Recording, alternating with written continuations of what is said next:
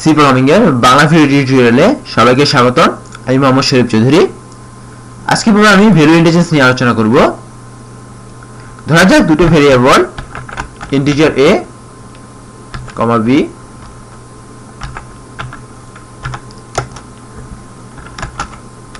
a equal to 5, b equal to 6. So value integer ব্যাপারটা হচ্ছে এরকম যে আমি এদের মধ্যে ভ্যালু পরিবর্তন করবে এরকম যে এরপর কিছু আমি কোড লিখবো। কোড লেখার ফলে হবে যে a এর মান হয়ে যাবে 6, b এর মান হয়ে যাবে 5। অর্থাৎ এদের মধ্যে ভ্যালু যে আছে সেটা নিজের মধ্যে পরিবর্তনটা হয়ে যাবে। এটা হচ্ছে ভ্যালু ইন্টিজার অথবা ইন্টিজার ভ্যালুস। সো এই কাজটা আমি কিভাবে করতে পারি তার বেশ কয়েকটা প্রসিডিউর আমি দেখাবো এবং আশা করি আপনারা সেই বিষয়গুলো বোঝার চেষ্টা করবেন। সো প্রথমেই আমি ধরে নিলাম যে এটা একটা পাত্র,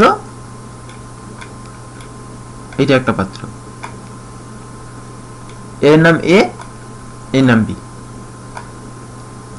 সো এর মধ্যে কিছু আছে, যেমন এর মধ্যে এখানে বলেছে আমি 5 ইউনিট জিনিসপত্র আছে, এখানে আছে 6 ইউনিট। সো এখন আমার কাজটা হচ্ছে যে এর মধ্যে মানটা চেঞ্জ করা। কিভাবে করতে পারি? প্রথমে একটা এর যে সবকিছু ভ্যালুগুলো সেই ভ্যালুটা আমি রাখলাম c নামে একটা পাত্রে, b এর যে ভ্যালু সেটা আমি রাখলাম d নামে একটা পাত্রে। তার মানে কি এই জিনিসগুলো এখানে চলে আসলো, এই জিনিসগুলো এখানে চলে আসলো। এবার এ কি করলো, d এর যা কিছু আছে সবকিছু নিয়ে নিল, এবং b কি করলো, c এ যা কিছু আছে সেটা নিয়ে নিল। তাহলে ইন্টিজার্স হয়ে গেল কিরকম, এর জিনিসপত্র c ছিল, c থেকে b তে চলে আসলো। যেমন আমি যদি লিখি a equal to c এবং b equal to c, এর মানে কি b equal to a হয়ে গেল। আবার আমি যদি লিখি b equal to d, a equal to d, তার কি হলো, এর মান b এর যে মান সেটা এর মধ্যে চলে আসলো। বাট আমাদের মূল কাজটা করতে হবে যে প্রথমে কি করবো, এর মান c তে রাখবো, b এর মান d তে রাখবো, তারপরে এই জিনিসটা চেঞ্জ করলেই হয়ে যাবে। কিরকম, ধরা যাক এর মধ্যে ছিল একটা আম,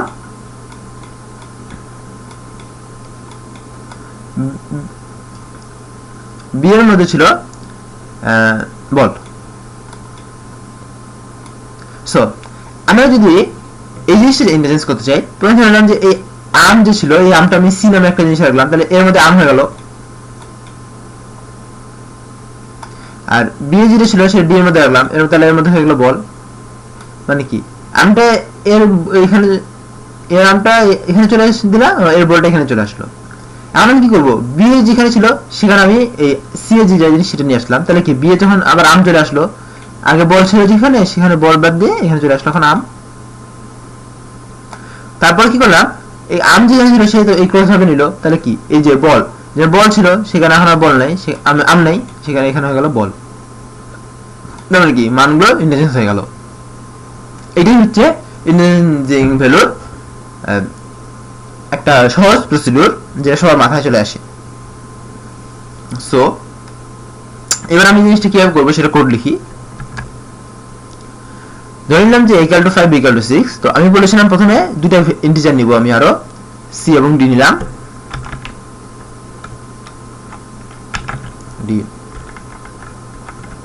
সো এখানে আমি একটা প্রিন্ট লিখবো, printf এ লিখবো যে before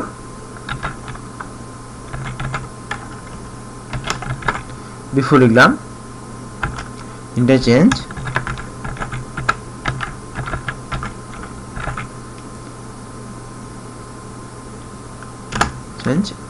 a equal to %d, b equal to %d।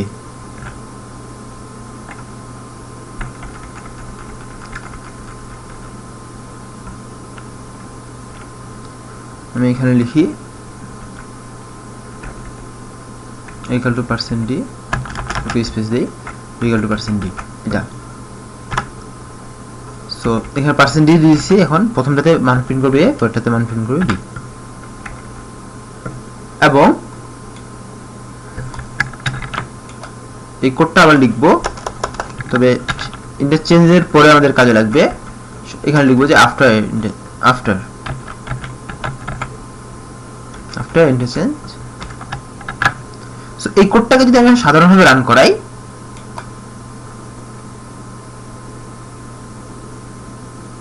এখানে লেখা আছে before interchange a equal to 5 b equal to 6, after interchange a equal to 5 b equal to 6, মানে এদের মানে কোনো পরিবর্তন হয়নি।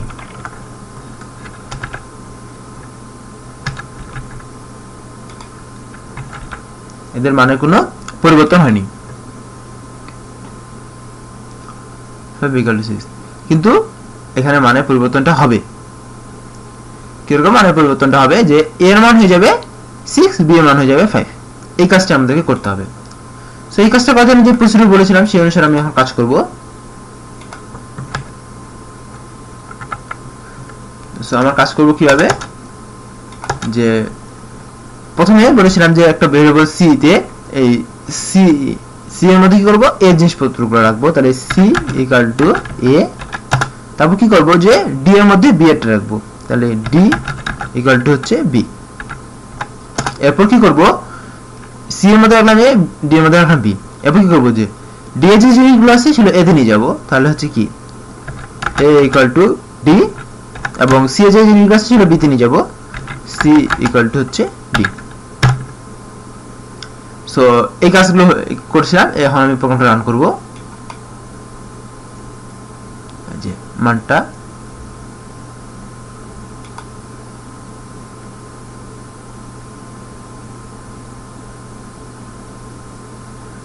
c equal to a, d equal to b, a equal to d, এখানে উল্টাটা হয়ে গেছে, b equal to হবে c। সো এবার আমি প্রোগ্রামটা রান করব, যে মানটা ইন্টারচেঞ্জ হয়ে গেছে। Before a equal to 5, b equal to 6, এবং after interchange a equal to 6, b equal to 5 হয়ে গেছে। এখন একটা কথা কি, এমন মনে হতে পারে যে এখানে 5 6 আছে, a b প্রিন্ট করেছে হলো 5 6, তাহলে এখানে b এ প্রিন্ট করে দিলেই 6 5 হয়ে যাবে, এটা তো হয়ে যাবে। এখন মনে করেন a b আছে 5 6 আচ্ছা, তাহলে b এ যদি প্রিন্ট করে 6 হয়ে যাবে, হ্যাঁ অফকোর্স হবে, কিন্তু সেটা তো ইন্টারচেঞ্জ হলো না, সেটা হলো কি আমরা প্রোগ্রামটাকে বোকা বানালাম, আসলে ইনফ্যাক্ট নিজেদেরকে বোকা বানালাম। ইন্টারচেঞ্জ হচ্ছে কি ভ্যালুগুলোর মধ্যে পরিবর্তন হবে, সেটা হচ্ছে মূল ব্যাপার।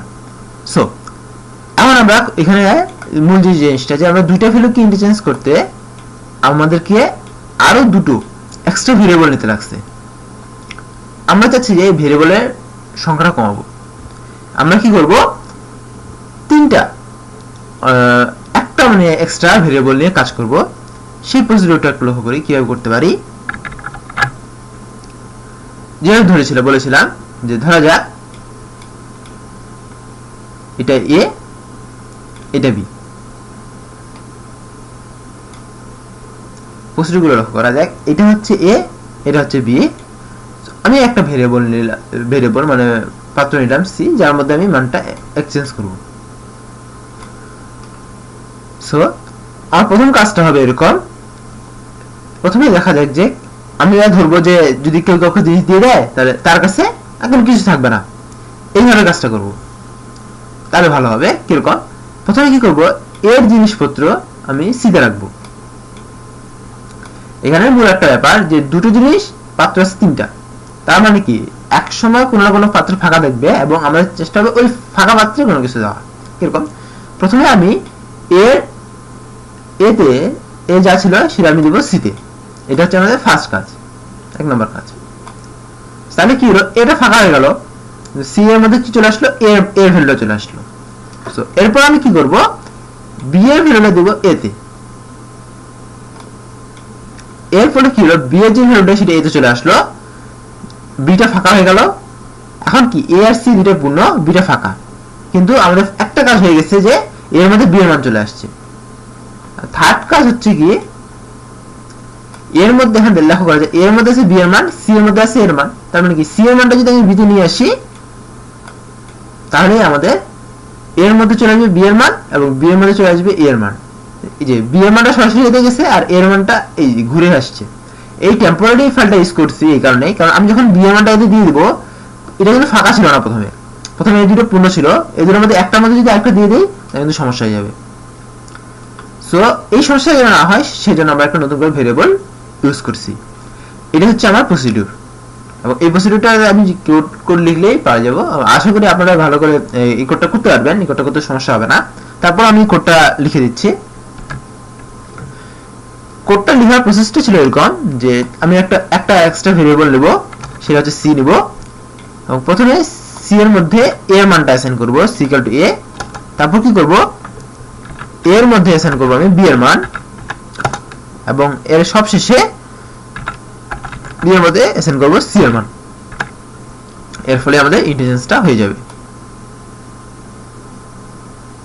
এর ফলে আমাদের ইন্টিজারসটা হয়ে গেছে। সো এই গেল মোটামুটি ইন্টিজারস নিয়ে সোজাসুজি ধারণা। এইখানে একটা জিনিস লক্ষ্য করা যায় যে আমরা দুটো ভেরিয়েবল ইন্টিজারস করতে আমরা কিন্তু আরো এক্সট্রা একটা ভেরিয়েবল নিয়েছি। সো মানে কি আমাদেরকে পুরো দুইটা ভেরিয়েবল ইন্টিজারস করার জন্য একটা করে টেম্পোরারি জিনিসপত্র লাগবে, টেম্পোরারি লাগবে, মানে এক্সট্রা ভেরিয়েবল লাগবে। সো আমরা কি একটা ভেরিয়েবলও কমাইতে পারি না? অফকোর্স কমাইতে পারি, এবং এই কাজটা করার দায়িত্ব হচ্ছে সম্পূর্ণ আপনাদের, এবং আপনারা অবশ্যই জিনিসটা নিয়ে ট্রাই করবেন। আমি হিন্টস দেই, এই কাজটা করতে সাধারণভাবে আপনি সেটা করতে পারবেন না। এই কাজটা করতে গেলে অফকোর্স আপনাদেরকে যে কাজটা করতে হবে সেটা হচ্ছে বিটওয়াইজ অপারেটর ইউজ করতে হবে, এবং বিটওয়াইজ অর ইউজ করতে হবে। সো আমি অনেকদূর বলে দিলাম, হিন্টস দিয়ে দিলাম, আপনারা চেষ্টা করবেন যে বিটওয়াইজ অর দিয়ে কিভাবে বের করা যায়, অথবা বিটওয়াইজ এন্ড অর এইগুলো মিক্সড করে আপনি চেষ্টা করতে পারেন। এবং সাধারণভাবে আরো দুটো প্রসেস বের করতে পারেন, সেটা কোনো ব্যাপার না যে একটা নতুন এক্সট্রা ভেরিয়েবল বাদ দিয়েও সেটা করতে পারেন, কিন্তু সেখানে একটু লিমিটেড একটা ব্যাপার থেকে যায়। সো যাই হোক না কেন আপনাদের কাজ হচ্ছে যে এটাই, যে আপনারা এই একটা ভেরিয়েবল এক্সট্রা ভেরিয়েবল নেওয়া ছাড়া কিভাবে নিজেদের মধ্যে ইন্টিজারসটা করাতে পারবেন সেটা বের করবেন। এবং আমি অনেক হিন্টস দিয়ে দিয়েছি যে বিটওয়াইজ অর অপারেটরটা ইউজ করতে হবে, এবং আশা করি যে আপনারা পেরে যাবেন। না হলে আমার সঙ্গে যোগাযোগ করবেন, আমার এই যে এখানে ইমেল অ্যাড্রেস দিয়ে দেওয়া রয়েছে, যে অ্যাড্রেসে যোগাযোগ করতে পারেন, এবং এই ইমেল অ্যাড্রেসের সাথে আপনি আমার সঙ্গে ফেসবুকে কানেক্ট হতে পারেন। সো ধন্যবাদ সবাইকে আমার সাথে থাকার জন্য, এবং আশা করি আপনারা নিজেরাই প্র্যাকটিস করে নিজেদের স্কিল অনেক বেশি ডেভেলপ করবেন। ধন্যবাদ সবাইকে।